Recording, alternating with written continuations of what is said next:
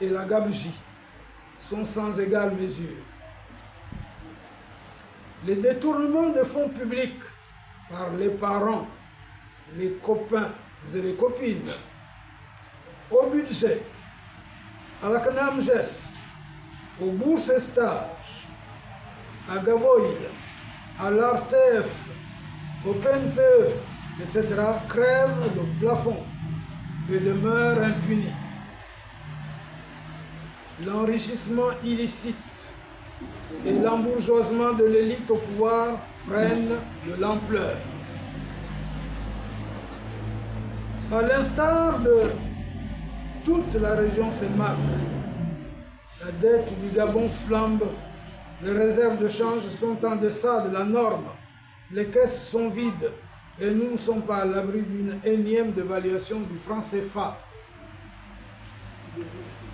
En dépit des mesures d'ajustement prises par le gouvernement de transition pour lutter contre la vie chère, l'inflation sur les prix de produits de première nécessité demeure très élevée, compromettant le pouvoir d'achat des ménages, des Gabonais économiquement très faibles.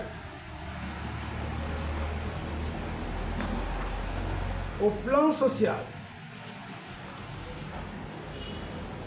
la qualité de vie des Gabonais n'est guère reluisante. Pour exemple, alors que les prélèvements de cotisations des travailleurs sont systématiques, les prestations envers les usagers sont quant à elles régulièrement interrompues par les structures hospitalières et médicales pour défaut de paiement par la CNAMGES. Au plan sécuritaire, le quotidien des Gabonais est rythmé par des enlèvements, des crimes dits rituels, parce que dans les cultures gabonaises, il n'y avait pas de crimes rituels. L'expression même inappropriée, mais nous l'utilisons, mais il faut le savoir. Dans aucun groupe ethnique au Gabon, il n'y avait, avant la colonisation et après la colonisation, ou sous la colonisation, des crimes qu'on dirait rituels. Ça n'existe pas. Bon, on l'utilise comme formule. Donc les crimes rituels sont là. Des assassinats ignobles, dont les résultats des enquêtes, comme à l'accoutumée, sont restés sans suite. Dans un état de droit, le souci de préserver la sécurité des citoyens va de pair avec le respect de leurs droits.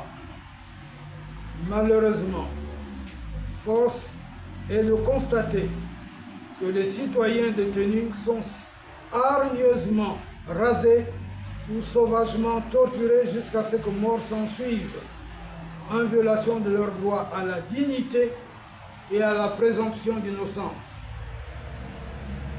Le cas du second maître Yohan Bunda de la Marine nationale. Je voudrais nous demander de nous lever encore et d'observer une minute en sa mémoire.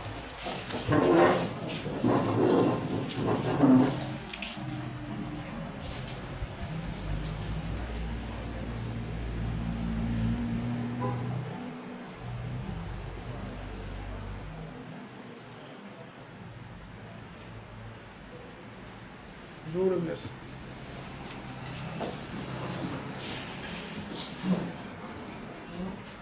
Le cas du second maître, Yohan Bunda, de la Marine nationale, qui est passé de vie à trépas suite à un traitement inhumain et dégradant de la part de ceux-là même qui sont censés garantir la sécurité des biens et des personnes conformément à la loi, en est une patente illustration. Je sais que depuis hier, le gouvernement a fait des déclarations dans le sens de dire qu'il y a une commission d'enquête que la justice en charge, et j'ai même vu le procureur de la République en parler à la télévision. Comme disait Maître Agonjo, chiche.